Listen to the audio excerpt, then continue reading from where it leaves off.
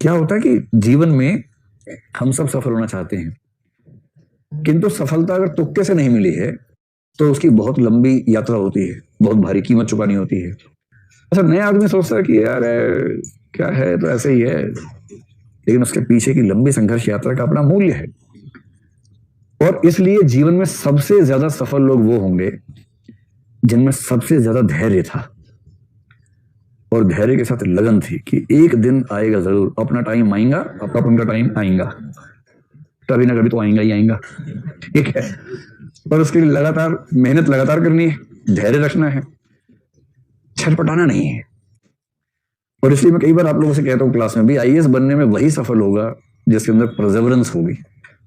Intelligence थोड़ी कम चल जाएगी, EQ EI थोड़ा कम चल जाएगा, परसेवरेंस कम है तो नहीं बन पाएंगे। और जो लोग हर महीने एक रात को अचानक उछलते हैं आईएएस बनने के लिए, कुकर की भाप भर गई ढक्कन की तरह उड़े अचानक, आईएएस बनना है, आज ही रात को बनना है आईएएस, और उसके बाद अमानवीय टाइम टेबल बनाते हैं अपना, जो 4 घंटे चलते चलते दम तोड़ देता है। और उसके बाद मामला टाइम फिर 1 महीने तक शांत पड़े हैं, फिर किस दिन खून गर्म हुआ, अचानक आईएएस बनने बैठ गए उस दिन, और मार्क्स टारगेट ये इंटरव्यू 250 नंबर, ऑप्शनल वैकल्पिक विषय 350 नंबर, जीएस 550 नंबर, और आईएएस टॉपर से 200 नंबर ज्यादा स्कोर।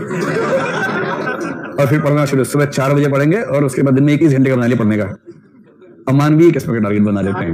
हाँ, और होगा क्या, एक दिन होते थे छोड़ो यार ऐसे ही ठीक था, छोड़ो। इसको बोलते हैं बहुत तेजी से उठने वाला जोश उतना ही तेजी से मर जाता है।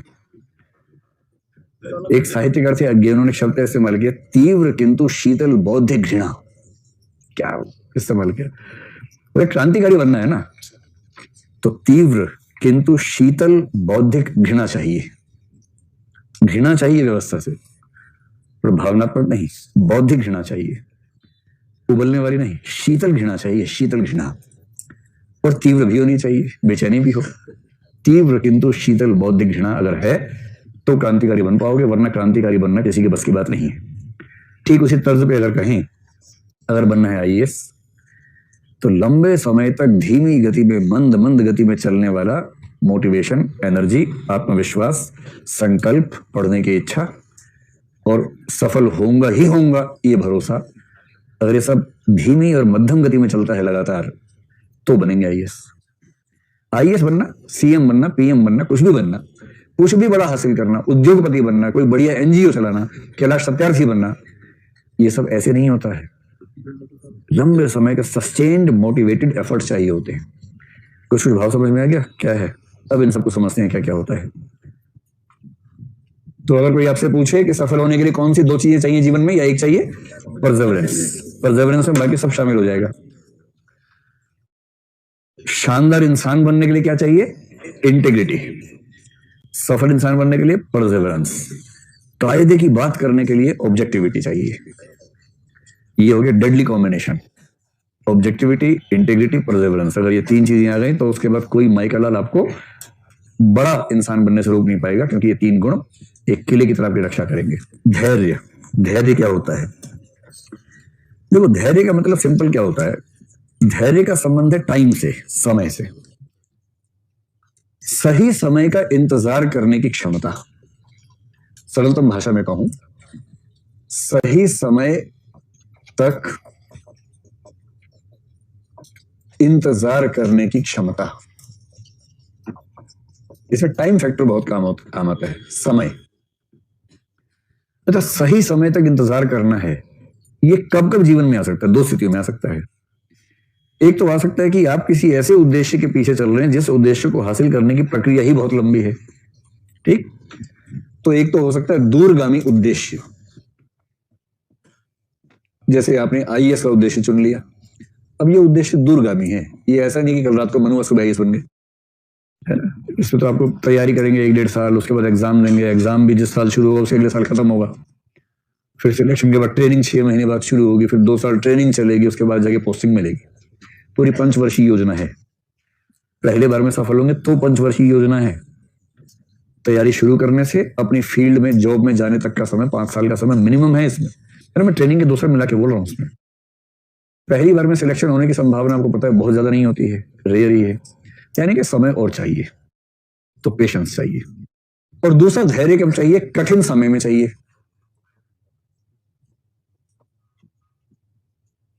कठिन समय में। अगर इन दोनों बातों को मिला के कह दिया जाए, किसी दूरगामी उद्देश्य की प्रक्रिया में या किसी कठिन समय में सही समय का इंतजार करने की क्षमता को धैर्य कहते हैं। बाकी समझ गया? आप नोट कर लेंगे अपने आप ना। तो किसी दूरगामी उद्देश्य की प्रक्रिया में या किसी कठिन समय में सही समय का इंतजार करने की क्षमता को धैर्य कहते हैं या पेशेंस कहते हैं। So simple. इन्हीं में से एक पक्ष को अगर ले लेंगे, उसको बोलते हैं फोर्टिट्यूड। फोर्टिट्यूड क्या है? ये वो सहनशीलता है जो कठिन समय में, कठिन समय या कठिन संघर्ष में,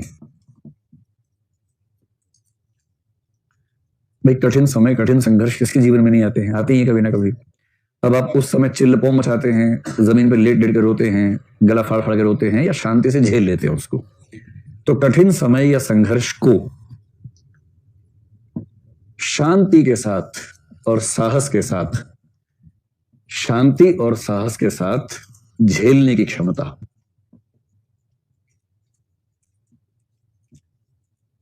इस समय राहुल गांधी को कौन सा मूल्य चाहिए सबसे ज्यादा? फोर्टिट्यूड चाहिए। उनको लगता है मेरे ही समय में मोदी का आ गया, कोई और तब देख लेते, ये आदमी इसी टाइम पैदा होना था, ऐसा मन में आता होगा। और दिल्ली के इलेक्शन के समय मोदी जी को लगता होगा कि केजरीवाल इसी समय काहे पैदा हो गया, पूरे भारत में हमारा अश्वमेध ये घोड़ा दौड़ रहा है आराम से, यहीं आके फंस जाता है बार बार। तो लगता होगा उनको भी, तनाव तो होता ही होगा। तो फोर्टिट्यूड भी सहनशीलता है, धैर्य के नजदीक है, किंतु इसका संबंध इसमें यह नहीं है कि लंबा उद्देश्य है, समय लग रहा है, वेट करना, वो नहीं। कठिन चुनौतियां आपके सामने, बहुत कठिन समय चल रहा है, और उस कठिन समय को पूरे साहस के साथ झेलना। जैसे राजा पूछे दूसरे राजा से, बोल तेरे साथ क्या सलूक किया जाए, मार दिया जाए कि छोड़ दिया जाए?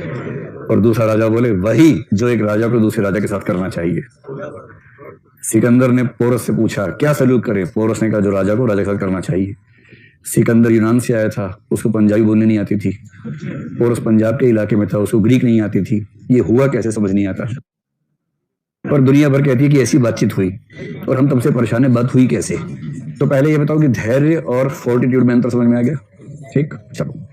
वो जो शेर था ना, तुमने मेरा कांटों भरा बिस्तर नहीं देखा, वो इस पे अप्लाई होता है फोर्टिट्यूड पर, कि मैंने बहुत कठिन संघर्षों को झेला है सीने पर तमगे की तरह, इसलिए उसका महत्व जो है वो फोर्टिट्यूड है। चलो अब आ जाओ परसिस्टेंस पे। लो देखो, धैर्य में होता है केवल समय का इंतजार करना। इंतजार करो, इंतजार करो, इंतजार इंतजार इंतजार करो, यह है धैर्य। ठीक, जैसे कोई बच्चा है 19 साल का, शादी करने को बेकरार हो रहा है, वैसे पेरेंट्स क्या बोलेंगे? बेटा जब तक 21 के ना हो जाओ, इंतजार इंतजार इंतजार करो। इसमें कुछ अलग से नहीं करना है, सिर्फ इंतजार करना है।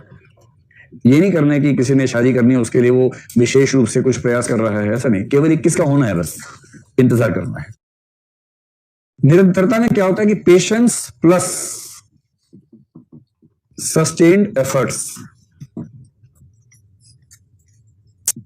ये फार्मूला है, एकदम एकदम केमिस्ट्री का फार्मूला टाइप का है। Patience plus sustained efforts equals to persistence.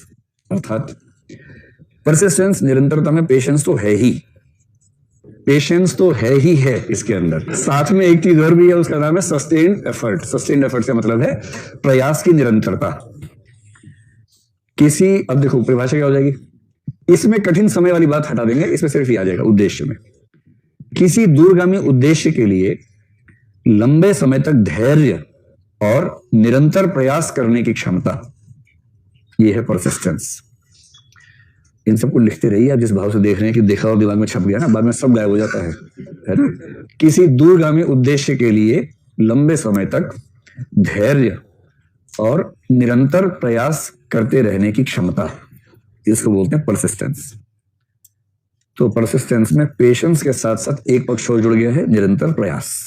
ठीक, अब परसिस्टेंस और परसेवरेंस में भी संबंध वैसा ही है। तो परसेवरेंस क्या है? परसेवरेंस का मतलब है persistence plus sustained self motivation.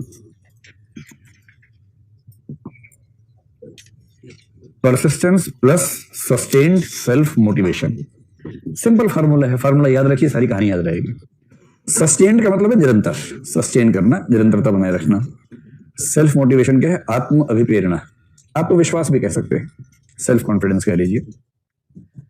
तो फिर से वापस आ जाओ वहीं से, किसी दूरगामी उद्देश्य की प्राप्ति के लिए धैर्य, प्रयास की निरंतरता और आत्मविश्वास को बनाए रखने की क्षमता, यह है परसेवरेंस। तो परसेवरेंस और परसिस्टेंस लगभग जुड़वा बहने हैं, नॉन आइडेंटिकल ट्विन्स हैं, थोड़ा बहुत अंतर इनके बीच में है, मोटे तौर पर बात एक जैसी है, इनमें बहुत अंतर नहीं है। अच्छा लगा? फिर से बोल दें, लीजिए इरशाद, फिर सुनिए आप इसको, सुनिए। ये कहा है किसी दूरगामी उद्देश्य के लिए लंबे समय तक धैर्य, निरंतर प्रयास तथा आत्मविश्वास बनाए रखने की क्षमता को लगन कहते हैं। अब एक शब्द है डिटर्मिनेशन। डिटर्मिनेशन क्या है? और यदि डिटर्मिनेशन को जोड़ना हो इनमें से किसी से, किससे जोड़ेंगे? तो मेरे ख्याल से हम ये कह सकते हैं कि डिटर्मिनेशन जो है, अगर एक वाक्य में कहूं, डिटर्मिनेशन एक मानसिक स्थिति है जो व्यवहार में आती है तो परसिस्टेंस बन के आती है। डिटर्मिनेशन क्या है? मुझे आईएएस बनना है, बनना है, बनना है, पढ़ूंगा नहीं अलग बात है, बनूंगा तो आईएएस ही बनूंगा, बातें नहीं करूंगा, आईएएस बनना है, बनना है, तो पढ़ाई तो कर लो, पढ़ाई नहीं करेंगे यार, बनेंगे आईएएस। डिटर्मिनेशन वाला व्यक्ति सामान्यतः प्रयास भी करेगा। तो परसेवरेंस या परसिस्टेंस है, परसिस्टेंस जो है इसका जो मानसिक हिस्सा है वो है डिटर्मिनेशन।